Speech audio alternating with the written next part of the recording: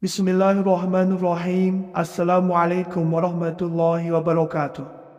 Syukur Alhamdulillah kita bisa berjumpa kembali di channel Muhasabah Fiddin. Semoga dengan perjumpaan kita ini dicatat sebagai amal ibadah dan diberkahi oleh Allah Subhanahu wa Ta'ala. Salawat dan salam selalu dan tetap tercurahkan kepada junjungan alam Nabi kita, Nabi mulia, Nabi besar Muhammad sallallahu alaihi wasallam. Allahumma salli ala Sayyidina Muhammad wa ala ali Sayyidina Muhammad. Harapan dan doa saya kepada sahabat semua, saudara semua dimanapun berada yang sedang menonton video ini, semoga Allah Subhanahu wa Ta'ala senantiasa memberikan kesehatan, keafiatan, dipanjangkan umur, dimurahkan rezeki, dimudahkan segala urusan, dan tetap dalam lindungan Allah Subhanahu wa Ta'ala. Amin, Allahumma amin. Sahabat beriman yang dirahmati Allah, subuh adalah waktu yang amat istimewa. Waktu di mana terjadi pergantian dari malam ke pagi, dari gelap menuju terang. Subuh sering diungkapkan secara khusus dalam beberapa ayat Al-Quran. Dan demi subuh apabila fajarnya mulai menyingsing. Quran Surah At-Takwir ayat 18. Katakanlah, aku berlindung kepada Tuhan yang menguasai subuh. Quran Surat Al-Falaq ayat 1. Jika Anda sering bangun pagi dan mendengarkan azan subuh, tentu Anda akan mendengar kalimat As-sholatu khairum minan naum, yang artinya sholat lebih baik daripada tidur, di mana kalimat tersebut tidak terdapat pada azan di waktu sholat lain. Dalam kalimat tersebut Allah memberikan isyarat kasih sayang pada hambanya, di mana pada waktu tersebut diperintahkan untuk menjalankan sholat subuh. Waktu subuh sendiri memiliki banyak kejadian besar dan keistimewaan. Yang pertama adalah pahala seperti sholat satu malam. Bagi yang menjalankan sholat subuh berjamaah, Allah memberikan keistimewaan berupa pahala, seolah-olah orang tersebut menjalankan sholat sepanjang malam. Dan barang siapa yang sholat subuh berjamaah, maka seolah-olah dia sholat seluruh malamnya. Hadis riwayat Muslim. Yang kedua, salah satu penyebab masuk surga. Terkadang kaum mukmin lalai dalam menjalankan salat subuh, lebih memilih untuk melanjutkan tidurnya daripada bangun untuk melaksanakan salat. Orang yang menjalankan salat subuh tepat waktu, baginya akan menjadi jalan masuk surga. Dalam sebuah hadis mengatakan, barang siapa yang mengerjakan salat bardain, yaitu subuh dan asar, maka dia akan masuk surga. Hadis riwayat Bukhari dan Muslim. Yang ketiga, salah satu penghalang masuk neraka. Salat subuh yang memiliki jumlah rakaat paling sedikit dibanding salat wajib lainnya, terkadang menjadi salat terberat bagi sebagian umat muslim. Bagi yang menjalankan salat subuh, baginya dapat menjadi penghalang masuk neraka, seperti yang disampaikan dalam hadis berikut.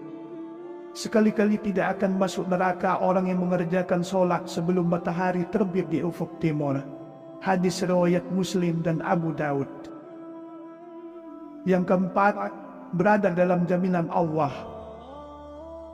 Barang siapa sholat subuh maka dia berada dalam jaminan Allah. Hadis riwayat Muslim. Orang yang menjalankan sholat subuh mendapat jaminan keselamatan dari Allah. Allah akan memberikan perlindungan sepanjang hari tersebut, membuat hari menjadi lebih bersemangat dan terhindar dari rasa malas. Yang kelima, disaksikan oleh para malaikat.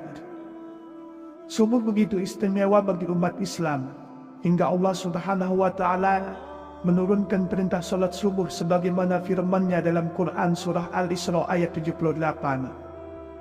Dirikanlah solat sesudah matahari tergelincir sampai gelap malam, dan dirikanlah pula solat subuh. Sesungguhnya solat subuh itu disaksikan malaikat. Orang yang menjalankan solat subuh akan mendapat perhatian Allah pada hari kiamat, karena berkumpulnya para malaikat malam dan siang di waktu tersebut. di mana para malaikat melaporkan langsung kepada Allah Subhanahu wa Ta'ala apa saja yang dikerjakan hambanya di waktu subuh, dan mendoakan kebaikan bagi mukmin yang menjalankan solat subuh. Yang keenam, bercahaya di hari kiamat. Bekas wudhu dan langkah kaki orang yang menjalankan solat subuh berjamaah akan menjadi cahaya di hari kiamat menurut Islam. Kelak itu akan membedakan dengan umat lainnya dan menjadi jalan mendapat syafaat Nabi Muhammad SAW. Seperti sabda Rasulullah SAW, berikanlah kabar gembira kepada orang yang banyak berjalan dalam kegelapan, yaitu Isya dan Subuh, menuju masjid, dengan cahaya yang sangat terang pada hari kiamat kelak. Hadis riwayat Ibnu Majah dan Tirmizi. Yang ketujuh, lebih baik dari dunia dan isinya. Salat subuh dianggap sebagai amalan yang kebaikannya melebihi dunia beserta isinya. 2 rakaat salat subuh itu lebih baik dari dunia beserta isinya. Hadis riwayat Muslim dan Ahmad. Yang kedelapan, melepaskan 3 ikatan syaitan. Syaitan senantiasa menjerumuskan manusia untuk menjauhi perintah Allah. Salat subuh dapat melepaskan diri dari tipu daya syaitan. Syaitan membuat 3 ikatan di tengkuk salah seorang dari kalian ketika tidur.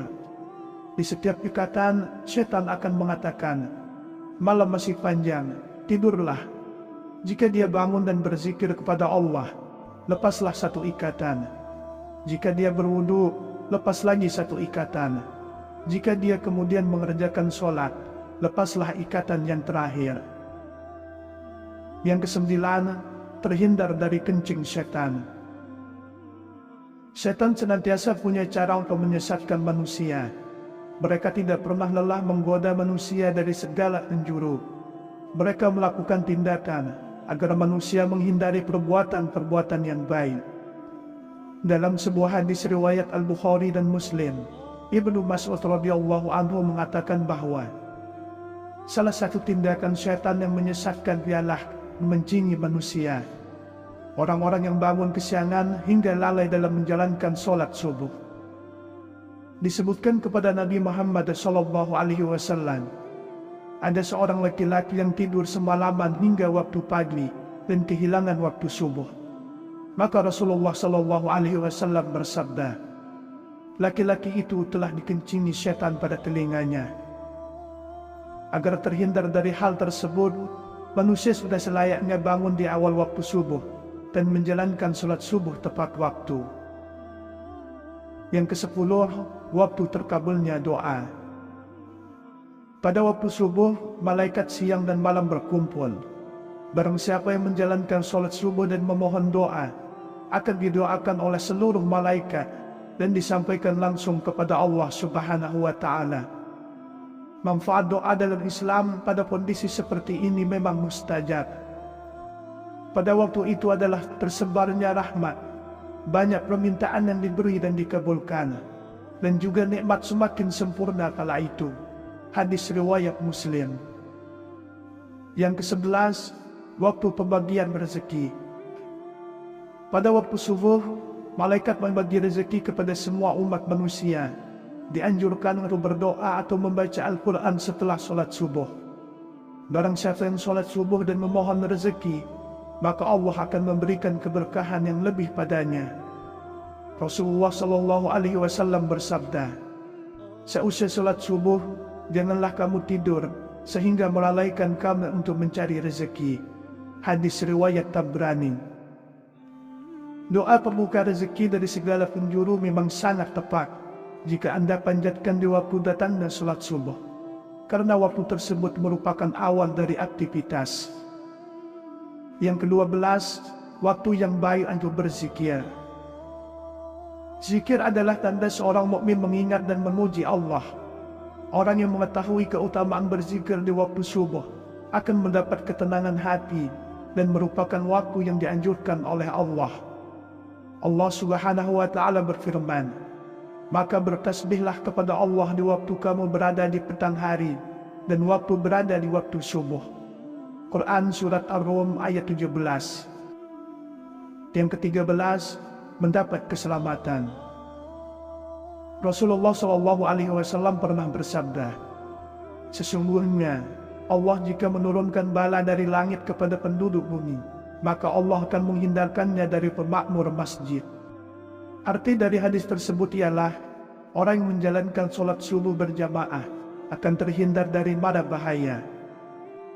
Yang ke-14, diampuni dosa-dosanya. Allah menjanjikan pengampunan bagi orang-orang yang senantiasa menjalankan sholat subuh dan memohon ampunan atas dosa-dosa pada waktu tersebut. Setelah sholat subuh, dianjurkan untuk membaca kalimat Subhanallah wa bihamdihi subhanallahil azim sebanyak 100 kali. Rasulullah SAW bersabda, "Barang siapa mengucapkan Subhanallah wa bihamdihi subhanallahil azim 100 kali dalam sehari, ia akan diampuni segala dosa-dosanya, sekalipun dosanya itu sebanyak buih di lautan." Hadis riwayat Muslim dan Tirmizi.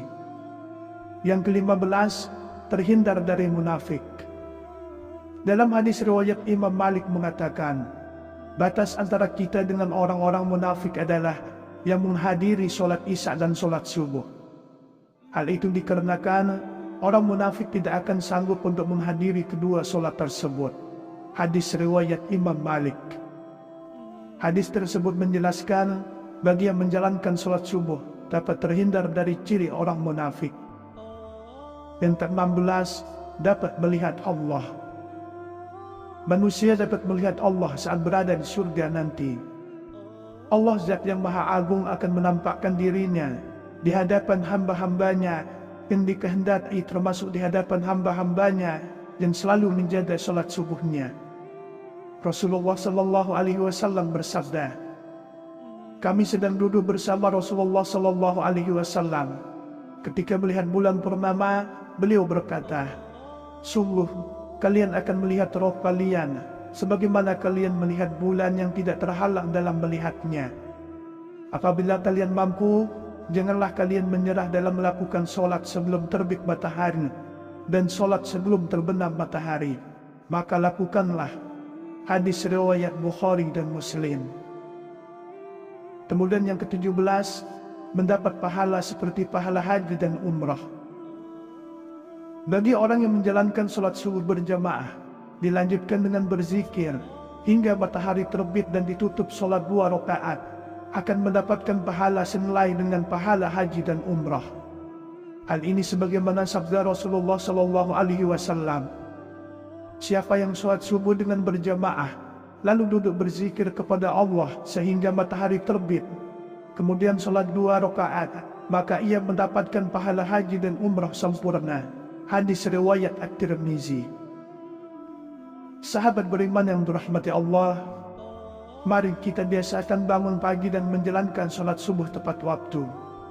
Selain menjalankan kewajiban sebagai umat muslim, sholat subuh juga memberi hikmah berupa melatih kedisiplinan diri dan mencegah rasa malas. Waktu subuh sendiri memiliki banyak kejadian besar dan keistimewaan.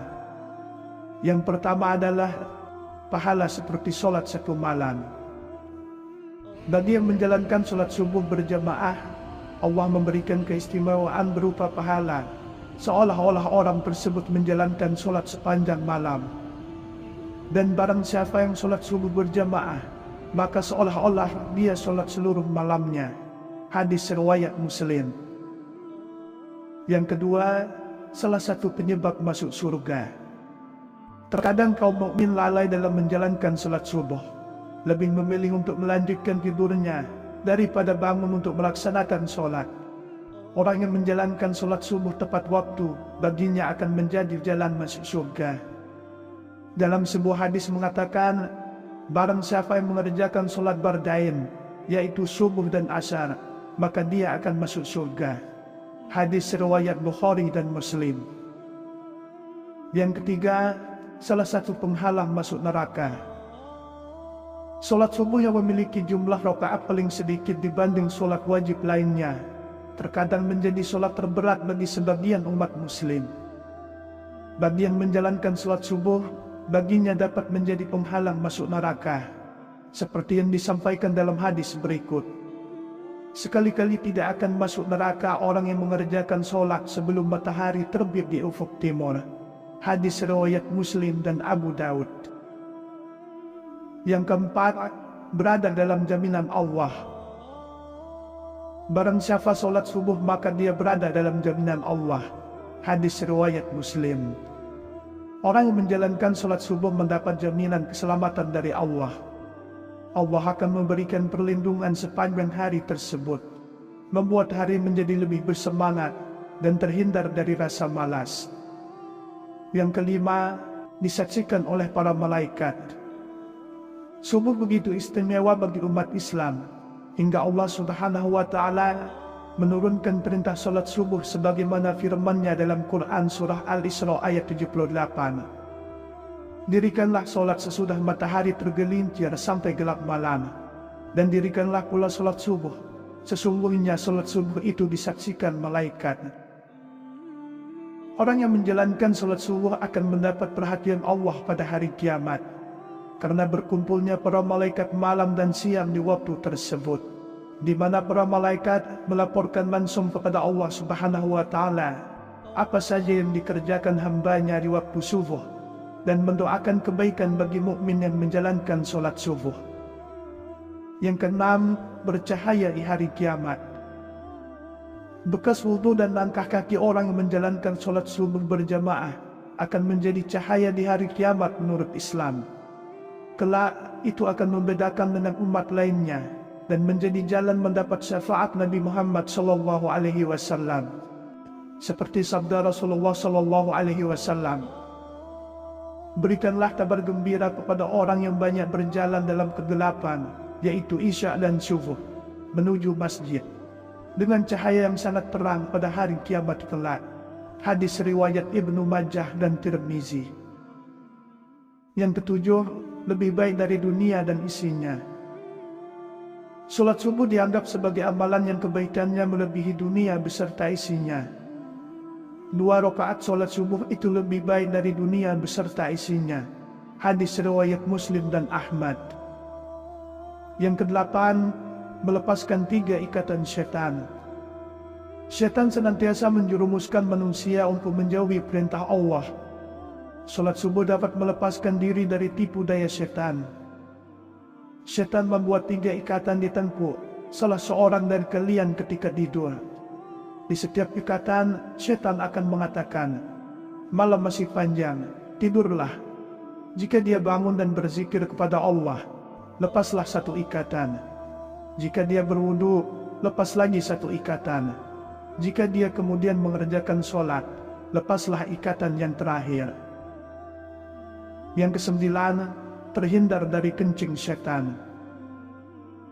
Syaitan senantiasa punya cara untuk menyesatkan manusia. Mereka tidak pernah lelah menggoda manusia dari segala penjuru. Mereka melakukan tindakan agar manusia menghindari perbuatan-perbuatan yang baik. Dalam sebuah hadis riwayat Al-Bukhari dan Muslim, Ibnu Mas'ud radhiyallahu anhu mengatakan bahwa salah satu tindakan syaitan yang menyesatkan ialah mencingi manusia. Orang-orang yang bangun kesiangan hingga lalai dalam menjalankan sholat subuh.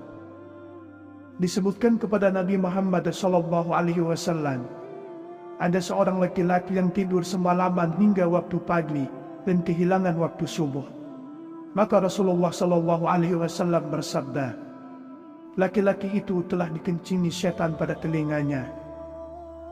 Agar terhindar dari hal tersebut, manusia sudah selayaknya bangun di awal waktu subuh dan menjalankan sholat subuh tepat waktu. Yang ke-10, waktu terkabulnya doa. Pada waktu subuh, malaikat siang dan malam berkumpul. Barang siapa yang menjalankan sholat subuh dan memohon doa, akan didoakan oleh seluruh malaikat dan disampaikan langsung kepada Allah Subhanahu wa Ta'ala. Manfaat doa dalam Islam pada kondisi seperti ini memang mustajab. Pada waktu itu adalah tersebarnya rahmat, banyak permintaan yang diberi dan dikabulkan, dan juga nikmat semakin sempurna kala itu. Hadis riwayat Muslim. Yang ke-11, waktu pembagian rezeki. Pada waktu subuh, malaikat membagi rezeki kepada semua umat manusia. Dianjurkan untuk berdoa atau membaca Al-Quran setelah solat subuh. Barang siapa yang solat subuh dan memohon rezeki, maka Allah akan memberikan keberkahan yang lebih padanya. Rasulullah SAW bersabda, seusai solat subuh, janganlah kamu tidur sehingga melalaikan kamu untuk mencari rezeki. Hadis riwayat Tabrani. Doa pembuka rezeki dari segala penjuru memang sangat tepat jika Anda panjatkan di waktu datangnya solat subuh, karena waktu tersebut merupakan awal dari aktivitas. Yang ke-12, waktu yang baik untuk berzikir.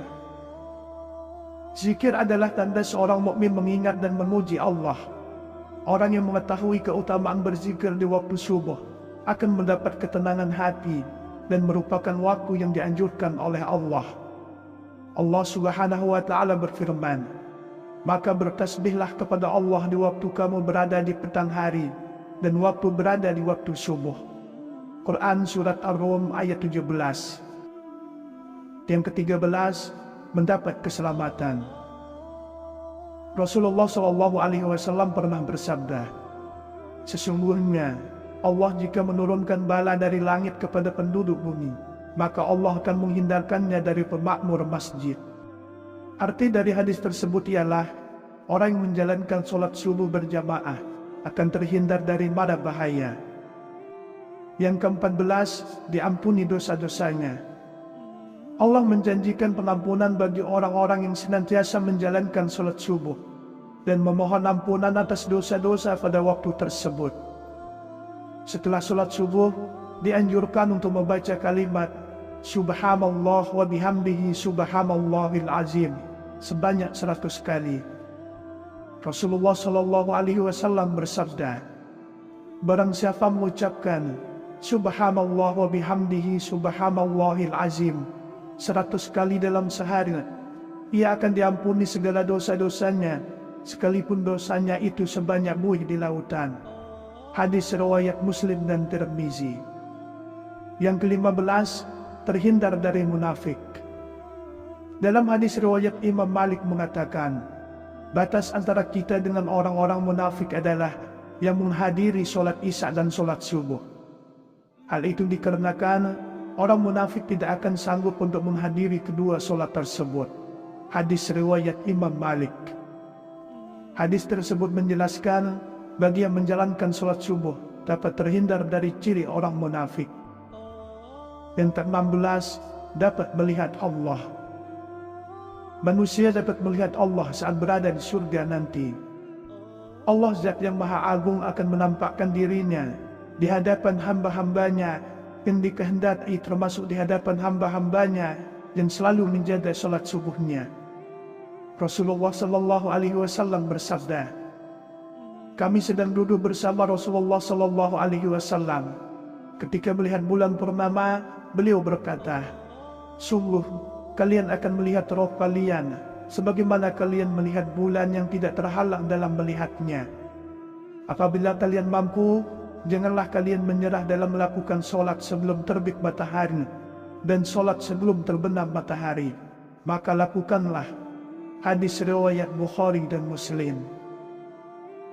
Kemudian yang ke-17, mendapat pahala seperti pahala haji dan umrah. Bagi orang yang menjalankan solat subuh berjamaah, dilanjutkan dengan berzikir hingga matahari terbit dan ditutup solat 2 rakaat, akan mendapatkan pahala senilai dengan pahala haji dan umrah.